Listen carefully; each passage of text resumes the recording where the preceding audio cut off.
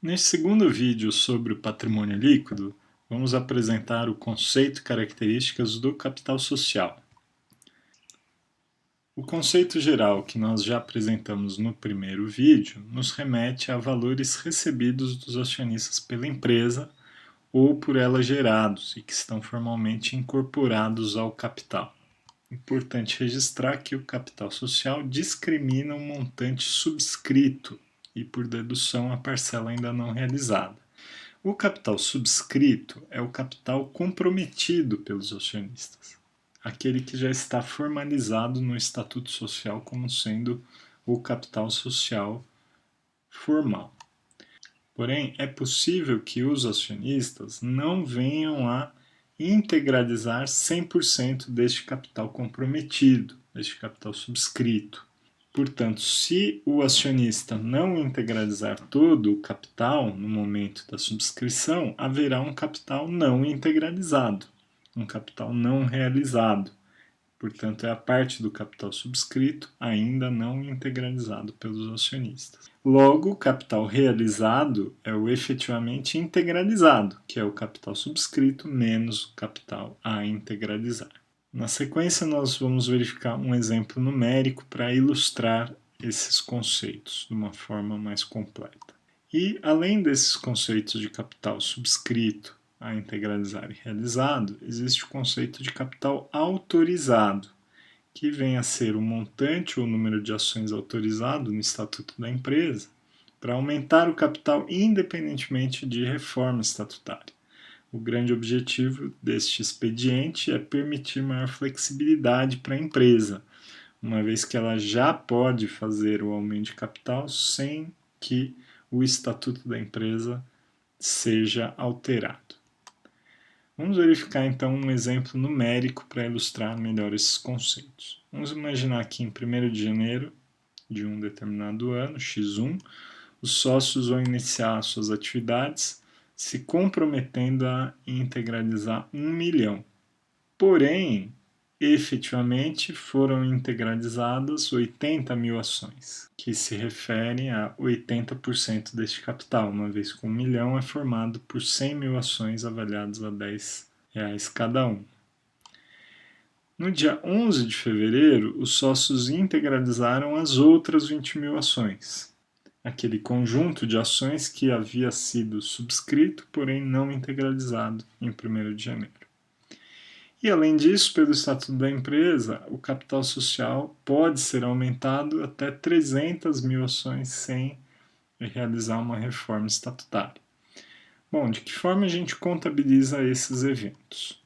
No dia 1º de janeiro, vamos debitar a conta caixa pelo recebimento dos R$800 mil, que são as 80 mil ações a 10 cada um, e vamos creditar a conta capital social, que em princípio nós poderíamos imaginar que fosse um crédito de 800 mil. Porém, vamos lembrar a relação desta conta com o estatuto da empresa. No estatuto, o capital é 1 milhão e não 800 mil, que é o valor subscrito, o valor comprometido. Então, nós precisamos creditar o valor referente ao documento societário, que é de 1 milhão, e aí, para ajustar essa contabilidade, uma vez que o capital é 1 milhão, mas no caixa está entrando 800 mil, nós vamos criar uma conta retificadora, que é chamada de capital a integralizar. Saldo devedor, 200 mil. Depois, na sequência, no dia 11 de fevereiro, quando a empresa efetivamente recebe os 200 mil restantes dos acionistas, nós vamos debitar caixa, claro, mas agora, ao invés de creditar capital social, o capital social ele já está completo. Nós não vamos creditar mais essa conta. A conta que nós vamos creditar é justamente a conta retificadora, que havia sido criada em 1º de janeiro. Com isso, essa conta retificadora é zerada, não possui mais saldo, e isso tem todo sentido porque não existe mais capital não integralizado. Todo o capital comprometido foi integralizado.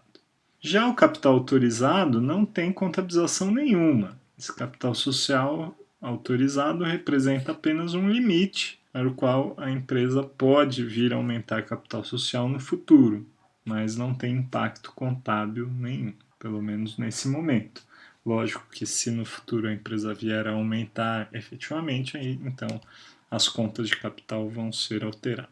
Um último ponto para a gente discutir nesse vídeo se refere ao gasto com emissão de ações. Quando as empresas vão emitir ações no mercado, lógico que surgem custos de transação na emissão desses títulos, na emissão dessas ações. Esses custos, no passado, aqui no Brasil, antes da adoção das FRS, eram levados para a despesa.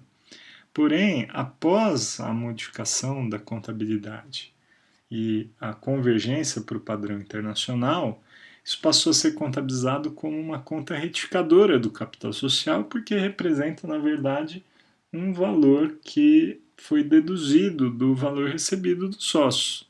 Não representa uma despesa, um sacrifício para gerar receita do período relacionado ao desempenho da empresa. Representa uma redução daquilo que efetivamente captei. Então, por essa razão, isso não é contabilizado como despesa, mas sim como uma conta retificadora do capital. Então, aqui um exemplo numérico: a empresa emitiu ações no valor de 500 mil, mas incorreu em gastos de 10 mil. Então, como vai ficar a contabilização nesse caso? O débito líquido no caixa vai ficar 490, porque eu vou receber 500 mil, mas gastei 10.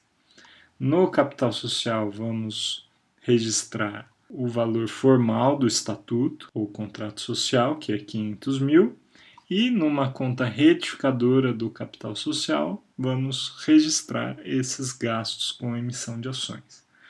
Essa conta vai ficar, a princípio, desta forma, como uma conta retificadora, a menos que o estatuto social da empresa seja alterado para que essa conta seja incorporada no capital social e o capital social seja reduzido para 490. Mas isso não é requerido. Essa conta pode cair sem maiores problemas. Então, desse modo, nós concluímos este vídeo que tratou de aspectos mais específicos do capital social e, na sequência, vamos estudar alguns casos específicos de reservas de capital.